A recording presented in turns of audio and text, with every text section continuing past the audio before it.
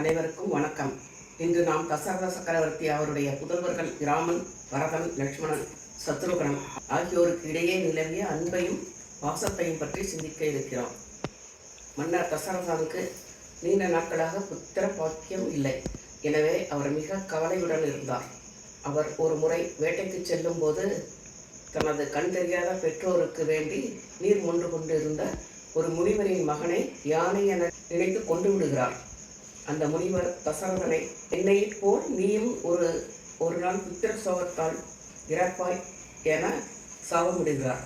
அதை கேட்ட தசரத சக்கரவர்த்தி கவலைப்படுவதற்கு பதிலாக மிக்க மகிழ்ச்சியை அடைந்தார். ஏனெனில் முனிவரின் சாபத்தால் தனக்கு புத்திர பாக்கியம் உண்டு என்பது உறுதியாகிவிட்டது என மகிழ்ச்சியை அடைகிறார். பின்னர் ஒரு வேலை மூலம் அவருக்கு ராமர், லட்சுமணர், பரதன், சத்ருகன் என 4 மகன்கள் பிறக்கின்றனர். ஆக புத்திரபாக்கியம் இல்லாத ஒருவருக்கு 4 மக்கள் பிறந்தார் என்றால் மக்கள் மீது எவ்வளவு அன்பும் பாசமும் கொண்டிருப்பார் என்பது சொல்லாமலே விளங்கும். ஒரு பெற்றோருக்கு பல பிள்ளைகள் இருந்தாலும் ஏதேனும் ஒரு பிள்ளை மிகவும் பிரியத்துக்குரிய செல்ல பிள்ளையாக இருப்பான் அல்லவா? அதுபோல தனது 4 மகனிலும் ராமன் மேல் தசரதரா அதாதி அன்பு. இந்த நிகழ்ச்சியை வேடிக்கையாக கம்பர் கூறுவார். அதாவது, ராமனை தசரதர் அழைப்பான். ராமன் நடந்து வரும் அழகை கண்டு ரசிப்பாராம்.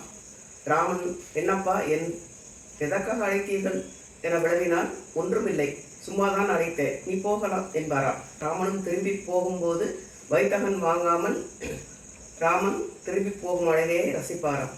இவ்வாறு அன்பும் பாசமும் கொண்டிருந்த தசரதன் விஸ்வாமித்திர முனிவர் தாரகையை வதம் செய்வதற்காக ராமனை தருவாய் என கேட்டபோது தனது உயிரையே காலம் கேட்டது போல் உணர்கிறார். உயிர் இறக்கும் கொடுங்கூற்றின் நுழையச் சொன்னான் என்கிறார் கம்பர். இதிலிருந்து தசரதன் கரிய செம்மல் ராமன் மேல் வைத்திருந்த அன்பின் ஆழத்தை உணரலாம். பின்னர் குலகுரு வசிஷ்டரின் அறிவுரையின்படி ராம லட்சுமணர்களை யாகத்தை காப்பதற்காக விஸ்வாமித்திரன் அனுப்பி வைக்கிறார். கைகேயிக்கு வரத்தினால் ராமன் குடிதுறக்க நேரிடுகிறது.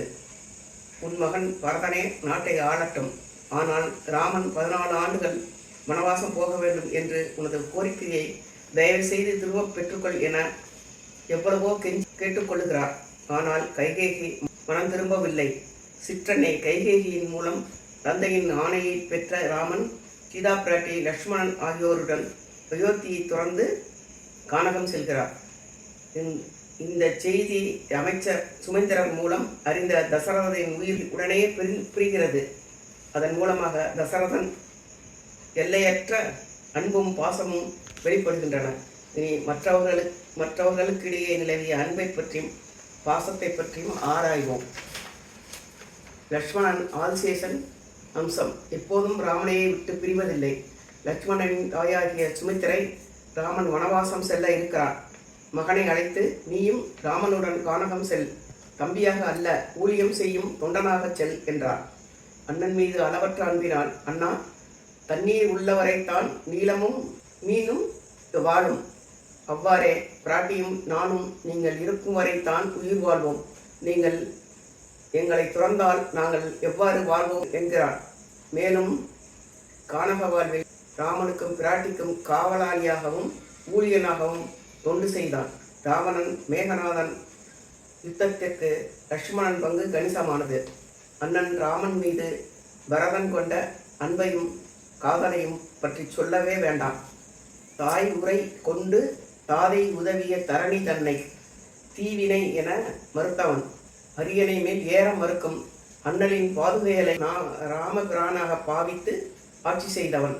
14 ஆண்டுகளில் அயோத்திக்கே செல்லாமல் சின்னஞ்சிறிய நந்தி கிராமத்தில் மர உரி தரித்து ராமனின் பிரதிநிதியாக ஆட்சி செய்தவன். 14 ஆண்டுகள் முடிவில் ராமன் வர காலம் கடந்தமையால் தீக்குளிக்க தயாரானவன். 1000 ராமனின் கீழ் ஆவாரோ என குகன் வாயால் பாராட்ட பெற்றவன். இவ்வாறே சத்ருகனன் ராமன் மேல் கொண்ட பாசமும் காதலும் அசைக்க முடியாததும் ஆகும். லட்சுமணனும் சத்ருகனும் ஒரு தேரின் 2 சக்கரங்கள், ஒன்றுபட்டவர்கள். சத்ருகன் பரதன் மேல் வைத்திருந்த அன்பு அளவற்றது. பரதனின் 14 ஆண்டு கால ஆட்சிக்கு சத்ருகனன் உறுதுணையாக இருந்தான். ஆக தசரதன், ராமன், லட்சுமணன், பரதன், சத்ருகனன் எல்லோருமே அன்பால் கட்டுண்டவர்களாக இருந்தார்கள். வாழ்க ராமம், ராமநாமம் வாழ்க. வணக்கம்.